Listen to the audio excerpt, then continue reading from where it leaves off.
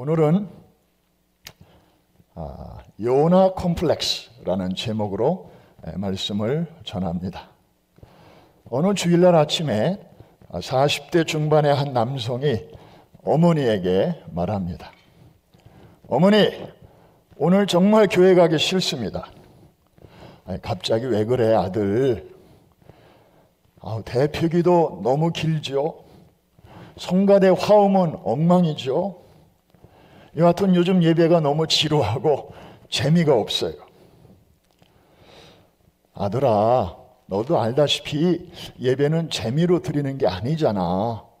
정성으로 드리는 거잖아. 한 주간 흩어져 있던 성도들이 주일날 함께 모여서 예배 드리는 거는 하나님의 명령이기도 하고 우리 신앙의 기본이잖아.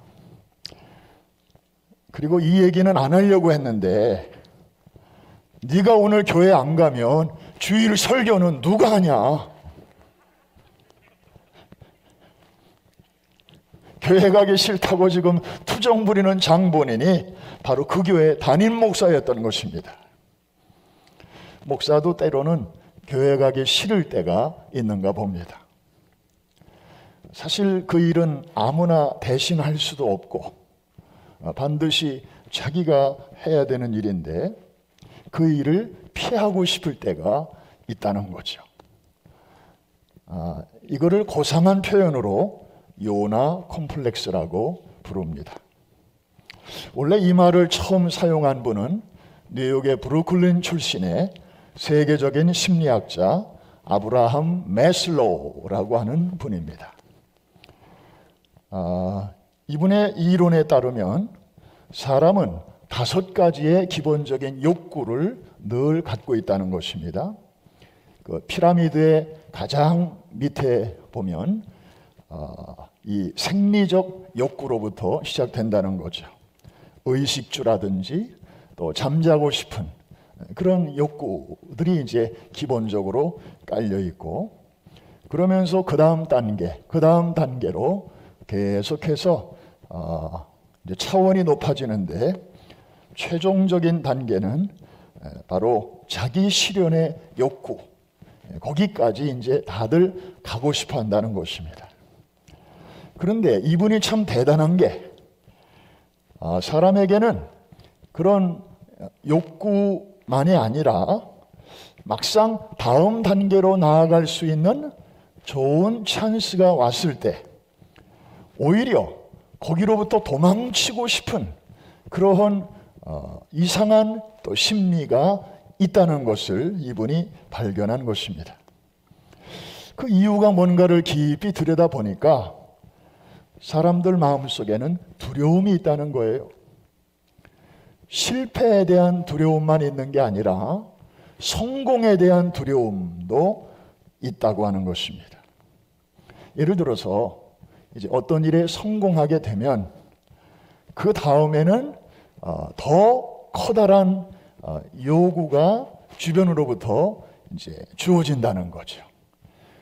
그런데 이 사람은 그럴 자신이 없어요. 더 큰 그런 목표를 향해서 갈 수 있는 실력도 없고 자신도 없고 그게 아주 스트레스가 되는 거예요. 그래서 막상 그런 좋은 기회가 주어졌을 때 거기로부터 도피하고자 하는 그러한 심리적 현상을 요나 콤플렉스라고 이분이 처음으로 그런 표현을 쓰게 되었습니다. 여러분, 그런 말이 있죠. 그 사람의 신발을 신어보고 하룻길을 걸어보기 전에는 그 사람에 대해서 함부로 얘기하지 말라. 우리 요나의 신발을 같이 한번 신어보고 이야기를 하면 좋을 것 같습니다. 하나님은 이스라엘의 한 성읍에 사는 요나에게 니느웨로 가서 그의 백성들에게 심판의 메시지를 전하라고 하셨습니다. 그런데 요나는 이 부탁을 받고 나서 전혀 기쁘지 않았습니다. 왜 그랬을까요? 물론 그 당시 니느웨는 이스라엘과 적대적인 관계에 있었죠. 그래서 신변 안전에 대한 그런 불안한 마음도 없지 않아 있었을 것입니다. 그러나 사실은 더 깊은 이유가 있었습니다. 일종의 두려움이 요나 마음 깊은 곳에 있었던 것이죠. 그 두려움은 뭘까요? 그럴 리는 없겠지만 만에 하나 니느웨가 자신이 전하는 심판의 메시지를 듣고 돌이키기라도 하면 어쩌나 라고 하는 그런 두려운 마음이 요나에게 있었던 것입니다. 왜냐하면 니느웨가 이번에 망하지 않으면 언젠가는 자신의 조국인 이스라엘을 침공할 것이 분명했기 때문입니다. 그렇게 되면 어떤 결과가 빚어지게 되나요? 자기는 하나님의 명령에 순종을 했지만 그 결과 자신의 후손들로부터는 당신이 그때 니느웨에 가서 그 하나님의 메시지를 전했기 때문에 저들이 회개하고 돌이켜서 결과적으로 이스라엘에게 재앙을 가져온 것이 아니냐. 당신 매국노야. 이러한 비판을 받을 것이 분명했습니다. 그렇다고 또 하나님의 명령에 불순종하자니 하나님의 진노가 두렵기도 하고, 그래서 이리 갈까 저리 갈까 차라리 돌아갈까, 그러다가 결국에는 이제 배를 타고 도망을 치게 된 것입니다. 이것이 바로 그 당시 요나가 갖고 있었던 소위 요나 콤플렉스였습니다. 그런데 여러분, 그거 기억하시나요? 실제로 요나가 활동하던 그 당시로부터 40년이 지났을 때 아수르 제국이 요나의 조국인 북이스라엘을 침공해서 결국에는 멸망을 시켜버립니다. 요나가 우려했던 일이 실제로 역사적으로 일어나게 된 것입니다. 그런 면에서 보면 모르긴 몰라도 요나는 이 머리 회전이 굉장히 빠르고 상황 판단이 보통은 아닌 사람이 틀림이 없습니다. 자, 하여튼 그 후에 우여곡절이 있었죠. 그리고 나서 하나님께서 다시 요나에게 두 번째 명령을 하십니다. 자, 3장 1절인데 우리 한번 복습 삼아서 같이 한번 읽겠습니다. 시작. 여호와의 말씀이 두 번째로 요나에게 임하니라. 저 큰 성읍 니느웨로 가서 내가 내게 명한 말을 그들에게 선포하라 하셨습니다. 여러분, 바닷속에서 지옥을 경험한 이 요나는 이제는 더 이상 주님의 명령을 거역할 수가 없었습니다. 즉시 하나님의 말씀을 전하기 위해서 군말 없이 니느웨로 갑니다. 우리 아이가 달라졌어요 라는 프로그램처럼 분명히 요나가 달라졌습니다. 그렇지만 여러분, 우리말 속담에 그런 말 있죠. 호박에 줄 군다고 갑자기 수박되냐. 요나의 행동은 분명히 달라졌는데 그의 깊은 동기는 크게 달라지지 않았습니다. 몇 가지 증거가 있습니다. 첫 번째, 이 아수르 제국의 수도인 니느웨는 얼마나 성이 큰지 제대로 다 돌아다니려면 3일이 걸리는 그런 도시였습니다. 그런데 요나는 성경에 보니까 며칠 다니면서 복음을 전했어요?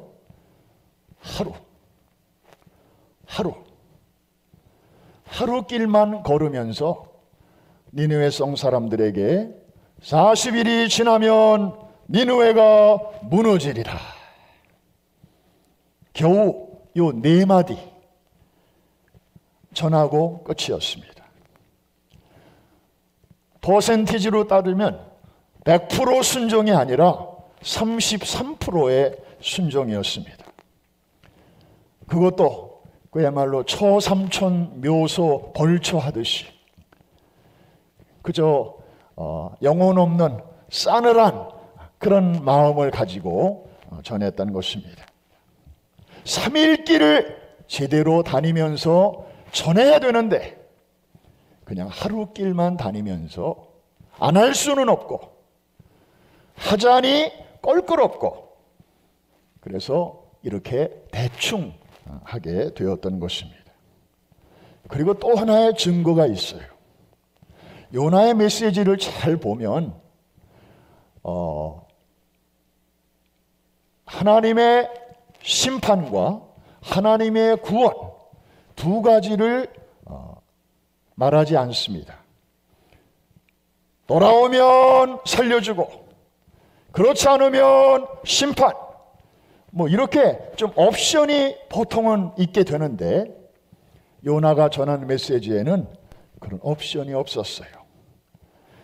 No plan B, no other option.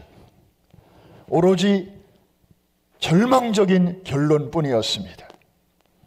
40일이 지나면 니느웨는 무너지리라. 무너질 수도 있다 이게 아니고 반드시 무너진다 이런 내용이었습니다. 사랑, 자비, 긍휼 따위는 눈꽃만큼도 찾아볼 수가 없었습니다. 요나는 구원의 가능성에 대해서는 전혀 언급하지 않았습니다. 왜냐하면 니느웨가 어쨌든 멸망하는 것이 그가 원하고 그가 바라고 그가 기도하는 바였기 때문입니다. 제가 몇 주 전에 희망의 속삭임 메시지를 통해서 이 내용을 한번 다룬 적이 있습니다만은 혹시 그때 그것을 놓치신 분들을 위해서 한 번 더 소개합니다. 딸과 아들을 미국으로 출가시킨 어머니가 모처럼 애들이 어떻게 살고 있는지 좀 궁금해서 미국을 방문합니다. 먼저 딸의 집을 방문한 어머니는 다음 날 아침에 깜짝 놀랐습니다. 왜냐하면 딸이 일어나기도 전에 사위가 일찍 일어나서 아침을 만들어서 먹고 스스로 설거지를 하고 그리고 샌드위치를 싸가지고 출근하는 모습 때문이었습니다. 자기 딸을 그렇게 배려해주는 사위가 한없이 고맙고 그렇게 이뻐 보일 수가 없었습니다. 며칠 후에 이제 어머니는 아들이 사는 집을 방문하게 되었습니다. 그런데 다음날 아침이 되자 이 어머니는 속이 몹시 상했습니다. 왜냐하면 아침이 되었는데도 며느리는 일어날 생각도 안 하고 아들 혼자서 아침 먹고 설거지하고 샌드위치를 싸가지고 출근을 하는 것이었습니다. 이렇게 살아가는 자기 아들이 너무 불쌍해 보였고 아침인데도 이렇게 자빠져 자고 있는 이 며느리의 행동이 얼마나 괘씸한지 참느라고 고생했습니다. 사실 며느리의 행동이나 자기 딸의 행동이 다를 바가 없지 않습니까? 또 자기 사위의 행동이나 자기 아들의 행동이 전혀 다를 바가 없지 않습니까? 그런데도 이쪽을 보면 기분이 좋아지고 저쪽을 보면 기분이 상해지고 그래서 사람마다 이렇게 소위 이중잣대라는 게 있어서 그걸 가지고 자기 합리화를 하게 되는데 이런 걸 가리켜서 내로남불이라고 하지요. 그래서 여러분과 제가 한번 호흡을 한번 맞춰서 한번 해볼까요? 자, 내가 땅을 사면 투자가 되고 다른 사람이 땅을 사면 투기가 되는 거예요. 내가 하면 예술이 되고 남이 그걸 하면 외설이 되고 내가 하면 오락이고 남이 하면 도박이고 내가 한 우물을 파면 전문가가 되고 다른 사람이 한 우물을 파면 우물안 개구리가 됩니다. 남이 이혼하면 이해심과 참을성이 부족한 것이고 내가 이혼하면 하루빨리 새 삶을 찾기 위한 새 출발이 됩니다. 남이 다른 사람의 말을 잘 들으면 줏대 없는 양반이 되고 내가 남의 말을 잘 들으면 포용력 있는 신사가 됩니다. 남이 빗나간 사랑을 하면 스캔들이 되고 똑같은 일을 내가 하면 로맨스가 됩니다. 이게 바로 내로남불이라는 거죠. 요나의 마음이 지금 그렇다는 것입니다. 그런데 여러분, 하나님은 이중잣대를 사용하셨나요? 요나를 다루시는 방식과 니느웨를 다루시는 방식에 차이가 있나요? 아닙니다. 똑같은 잣대를 가지고 하나님은 지금 다루고 계셨습니다. 사실 요나가 뒤늦게나마 자신의 잘못을 깨닫고 돌이켰을 때 하나님은 그런 요나를 받아주셨죠. 그리고 그에게 세컨 찬스를 주셨습니다. 마찬가지로 니느웨 성이 일반 백성들로부터 지도자에 이르기까지 자신들의 죄악을 깨닫고 돌이켰을 때에 하나님께서는 비록 그들의 죄악이 하늘을 찔렀지만 하나님은 그 심판의 계획을 돌이키셨습니다. 로마서 3장 22절의 말씀처럼 곧 예수 그리스도를 믿음으로 말미암아 모든 믿는 자에게 미치는 하나님의 의의는, 그 다음에 한번 따라해 주시기 바랍니다. 차별이 없느니라. 한 번 더, 차별이 없느니라. 하나님은 더블 스탠다드가 아니라 원 스탠다드로 이방인도 그렇게 대하시고 유대인도 그렇게 대하시고 요나에게도 그렇게 대하시고 니느웨 성에 대해서도 그렇게 같은 잣대로 대하신 것입니다. 그런데 여러분, 요나는 그게 불만이에요. 지금 사실 죄질로 따진다면 요나의 죄악이 니느웨 사람들의 죄악과 결코 거기에 부족하지 않습니다. 아니, 더하면 더했습니다. 왜 그런지 아세요? 니느웨 사람들은 어차피 하나님을 모르는 사람들이에요. 이방인들이에요. 그런데 요나는 하나님과 언약 관계에 있는 이스라엘 백성 중에 하나고 게다가 하나님의 선지자잖아요. 로마서에도 보면 하나님을 모르는 이방인들의 죄가 있고 그 다음에 하나님도 알고 하나님의 율법도 아는 유대인들의 죄악이 있다 말씀하시면서 사실은 이방인들의 죄보다도 유대인들의 죄악이 더 심각하다 하는 말씀을 우리에게 하고 있습니다. 그런데 지금 요나는 무슨 생각을 하고 있어요? 자기에게 베푸신 자비와 긍휼은 당연하다고 생각하고 있고 니느웨 사람들에게 베푸시는 하나님의 자비와 긍휼은 말이 안 된다고 지금 생각하고 있는 것입니다. 그런 내로남불의 심보가 그대로 드러난 말이 그가 전한 네 마디 말 속에 잘 들어 있습니다. 한번 따라해 주시기 바랍니다. 40일이 지나면 니느웨가 멸망하리라. 그런데 여러분, 이게 웬일입니까? 이 요나의 싸늘한 차디찬 메시지를 듣고 니느웨 사람들의 반응이 너무나 의외였습니다. 자발적인 금식을 선포했습니다. 높은 자로부터 낮은 자에 이르기까지 굵은 배를 입고 회개하게 되었습니다. 그리고 그 소문이 아수르 왕에게까지 들리게 되었을 때에 이 왕도 보좌에서 일어나 부드러운 왕복을 벗어버리고 그 대신 굵고 거친 베옷으로 갈아입습니다. 그리고 이렇게 선포합니다. 우리 7절과 8절인데 같이 한번 읽어보면서 저 사람들의 그 회개의 수준이 어느 정도인가 잘 한번 보시기를 바랍니다. 시작. 왕과 그의 대신들이 조서를 내려 니느웨에 선포하여 이르되 사람이나 짐승이나 소떼나 양떼나 아무것도 입에 대지 말지니 곧 먹지도 말 것이요 물도 마시지 말 것이며 그 다음 사람이든지 짐승이든지 다 굵은 베옷을 입을 것이요 힘써 하나님께 부르짖을 것이며 각기 악한 길과 선으로 행한 강포에서 떠날 것이라. 니느웨를 통치하는 왕은 이렇게 생각했습니다. 혹시 우리가 이렇게라도 하면 하나님께서 심판하시려는 뜻을 돌이키시고 우리를 멸망해서 건져주시지 않겠는가. 영어 성경을 보니까 Who knows?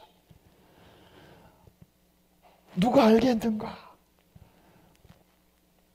뭐 확신을 가지고 하는 것도 아니고 혹시 이렇게라도 하나님의 은혜를 베푸시면 좋겠는데 하는 그런 한 가닥 희망의 줄을 붙들고 이렇게 했던 것입니다.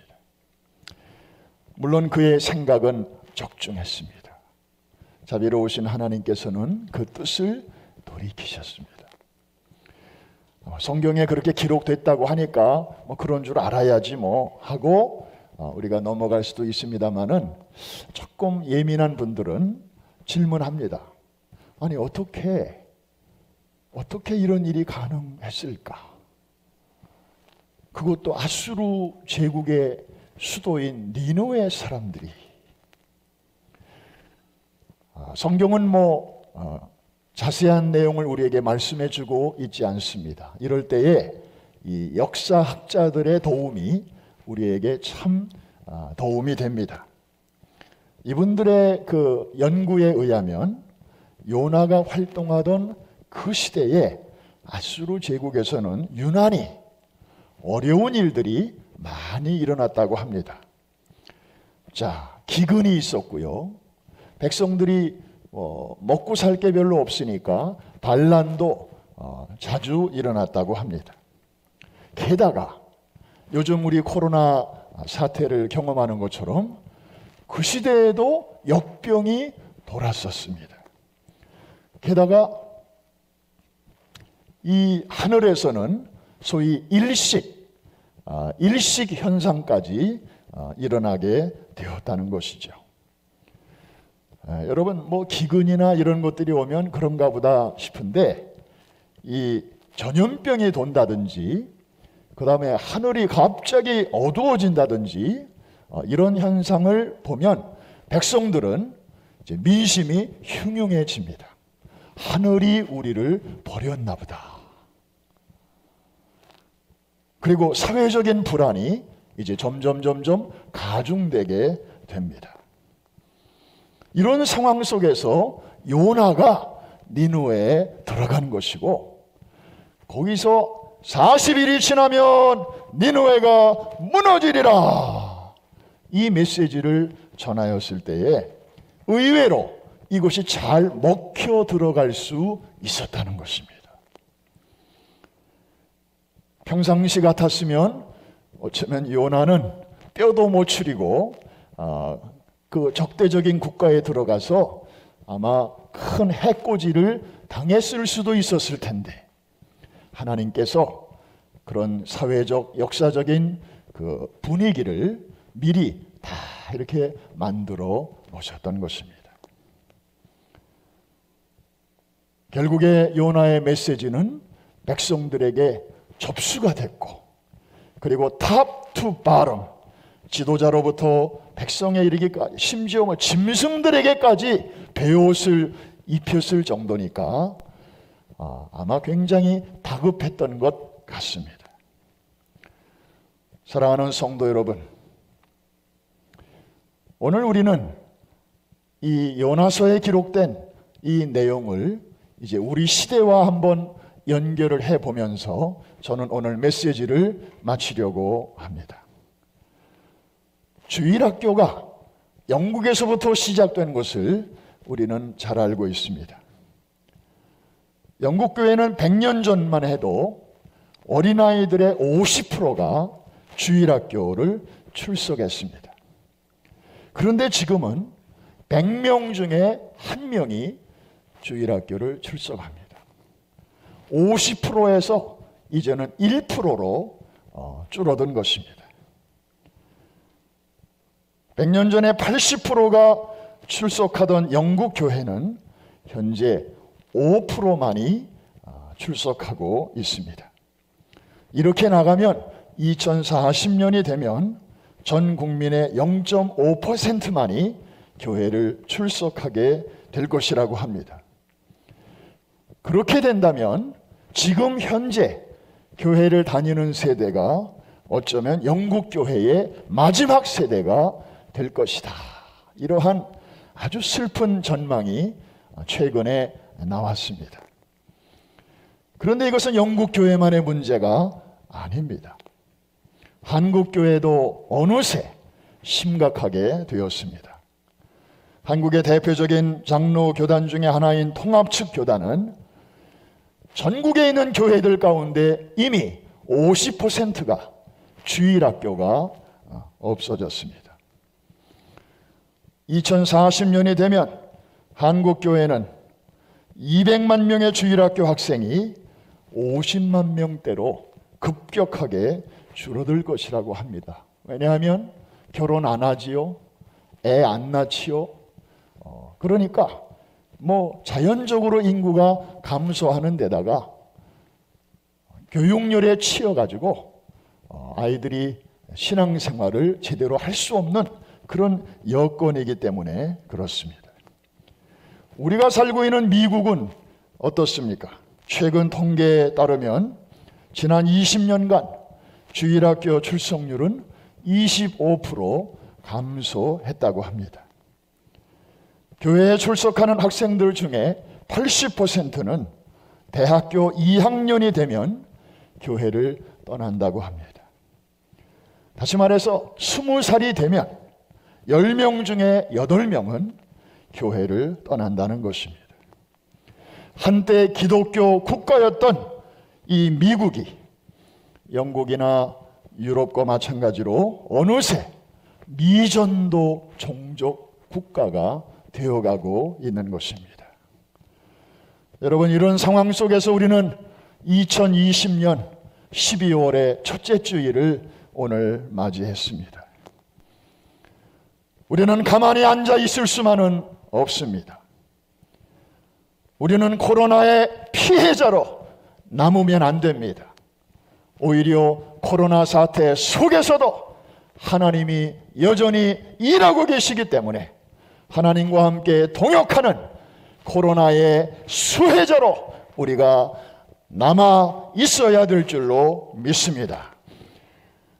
그래서 금년에도 우리는 노란 손수건 전도 캠페인을 3년차로 금년에 이제 오늘부터 시작하는 것입니다. 참 이 전도는 그래요. 행복한 명령, 축복의 기회이죠. 그런데 솔직히 좀 이렇게 썩 즐겁지는 않아요. 부담이 되고 좀 왠지 모르게 내가 잘할 수 있을까? 그런 생각이 들고 일종의 이것도 요나 콤플렉스입니다. 요나 콤플렉스예요. 이게 중요한 일인 거 알아요. 순종해야 되는 거 알아요. 그런데 막상 하려고 하면 자꾸 피하고 싶어져요. 좋은 성장의 기회고 그리고 정말 한 영혼을 살리는 우리는 그냥 전도하는 것뿐이지만 그 사람에게는 천국과 지옥이 왔다 갔다 하는 이런 중요한 문제인데도 불구하고 우리는 꼭 내가 해야 되나 이런 이율배반적인 마음이 우리 안에 있어요. 이게 요나 콤플렉스예요. 그런데 여러분 가만히 생각해 보면 큰일은 하나님이 이미 다 해놓으셨더라고요. 뭘 하나님이 다 준비해 놓으셨는가 했더니 온라인을 다 깔아 놓으신 거예요. 소위 온라인 하이웨이를 아까 우리 여기 저 홍보 영상에서 봤잖아요. 이 지구촌 곳곳으로까지, 심지어 뭐 아프리카 뭐 저 아마존 오지에까지 사람들이 다 이 온라인으로 연결이 되어 있는 거예요. 그래서 정말 우리가 마음만 먹으면 지구 저 반대편에 있는 사람에게까지 얼마든지 복음을 나눌 수 있는 그런 인프라스트럭처가 깔려 있는 거예요. 이해가 되시면 아멘. 이건 정말 몇 년 전까지만 해도 상상할 수 없는 일이에요.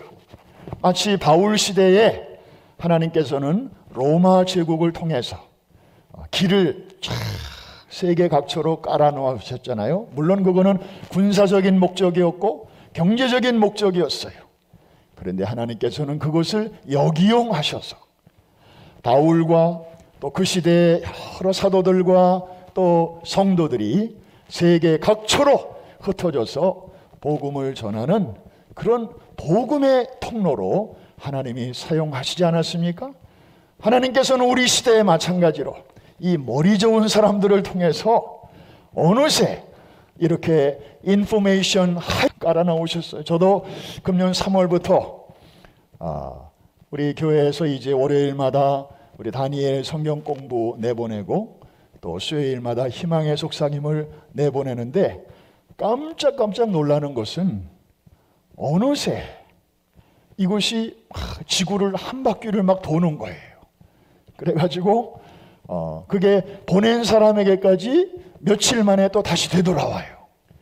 내용이 좋으니까 서로 막 나누고 싶고, 다들 어려운 때니까 또 서로 위로와 격려를 나누기 위해서 보내다 보니까 이게 어느새 원점으로 막 돌아오는 거예요. 이야, 정말 세상이 이렇게 바뀌었구나. 하나님이 어느새 이렇게 다 길을 깔아 놓으셨구나. 이해가 되시면 아멘. 그래서 우리가 마음만 먹으면 얼마든지 이렇게 복음을 나눌 수 있는 그런 시대가 되었습니다. 근데 더 중요한 것이 있어요. 하나님이 또 하나 해놓으신 게 있어요. 사람들의 마음밭을 준비해 놓으셨습니다. 코로나가 터지기 전에는요, 사람들이 저마다 꿈이 있었고 계획이 있었고 야망이 있었어요. 특별히 이 뉴욕, 뉴저지 이 지역에 사는 사람들은 아주 이 프라이드가 대단해요. 세계에서 정말 경쟁이 치열한 곳에서 살고 있다고 하는 그런 대단한 자부심이 강했어요. 그런데 코로나가 터지고 그리고 이게 장기화가 되면서 오늘은 불안하고 내일은 불확실하고 뭔가 세상에 믿고 있었던 그런 끈과 줄들이 이게 영원하지 않구나 하는 것을 사람들이 다 깨닫게 되면서 마음들이 그렇게 곤고해 할 수가 없어요. 사람들의 마음이 가난해졌어요. 뭔가 정말 기댈 언덕을 저마다 사람들은 찾고 있어요. 지금까지 의지했던 것들이 얼마나 무력한가를 사람들이 절감하면서 새로운 그것을 대체할 수 있는 새로운 가치를 누군가가 소개해 주기를 바라고 있는 것입니다. 여러분, IMF 위기 때 혹시 기억하시나요? 그 경제적인 위기가 찾아왔을 때 놀라운 사실은 많은 사람들이 신앙의 문턱을 넘어서 믿음의 세계로 들어온 사람들이 참 많았다는 것입니다. 한국에서 미국으로 이렇게 가족과 함께 IMF가 아니었으면 올 생각도 안 했을 텐데 이렇게 오셔서 아주 신앙생활 잘 하시면서 오히려 그 믿음의 저력으로 또 더 잘된 분들이 참 많이 있습니다. 여러분, 땅의 위기는 하늘의 기회가 되는 것입니다. 이 코로나야말로 그런 면에서 하나님이 사람들의 마음을 다 이렇게 부드럽게 지금 다 이렇게 만들어 주셨어요. 우리가 정말 기도하고 그리고 하나님의 심장을 가지고 우리가 좋은 복음의 내용을 나누려고 할 때에 하나님의 손안에서 정말 크고 놀라운 일들이 얼마든지 일어나게 될 줄로 믿습니다. 여러분들의 네트워크가 굉장하잖아요. 뭐 우리 권사님들도 보면 이 카톡하는 솜씨가 보통이 아니에요. 보통 한 분이 연결되어 있는 네트워크가 최소 한 50 그리고 최대 몇백 명까지도 될 것입니다. 그 여러분의 네트워크 안에 들어와 있는 그런 분들에게 아직 예수 그리스도의 복음이 필요한 그런 분들도 많이 계실 것입니다. 바로 그런 분들에게부터 우리가 노란 손수건에 그 복음을 잘 전할 때 하나님이 이미 큰 일은 다 해놓으셨으니까 우리는 그냥 작은 일만 하면 되는 것이에요. 이해가 됐으면 아멘. 성령께서 앞장서시고 그러면 정말 금년은 자칫 잘못하면 2020년은 우리 인생의 아주 최악의 한 해로 기억될 사람들이 참 많을 거예요. 정말 끔찍하고 다시는 기억조차 하기 싫고 그런 아주 색깔로 말하면 검정이나 회색이나 하여튼 아주 우리를 힘들게 했던 한 해로 끝날 뻔했지만 그러나 여러분 그거 아니에요. 절대 아니에요. 이제 12월 한 달 이 기간을 우리가 오히려 복음을 나누고 그리고 영혼을 건지고 낙심한 자들을 일으켜 세우는 그런 아름다운 사역을 위해서 한 주 한 주 우리가 한 마음으로 잘 감당할 때 2020년이야말로 우리 생애에 정말 감사와 찬양과 기쁨이 넘치는 생애 최고의 한 해로 하나님께서 역전시켜 주실 줄로 믿습니다. 이번 한 달이 굉장히 중요합니다. 그래서 그냥 소극적으로 가만히 앉아서 이 상황에 그냥 지나가기만을 바라는 그런 온도계 인생 살지 마시고 온도 조절계처럼 오히려 냉랭한 곳은 우리가 좀 훈훈하게 만들고 또 너무 더운 곳은 시원하게 만들면서 하나님의 소원을 이루어 드리는 그러한 뜻있는 한 달 그리고 2020년으로 잘 갖고 가게 되시기를 주의 이름으로 축원합니다. 하나님의 꿈이 나의 비전이 되고 예수님의 성품이 나의 인격이 되고 성령님의 권능이 나의 능력이 되기를 원하고 바라고 기도합니다.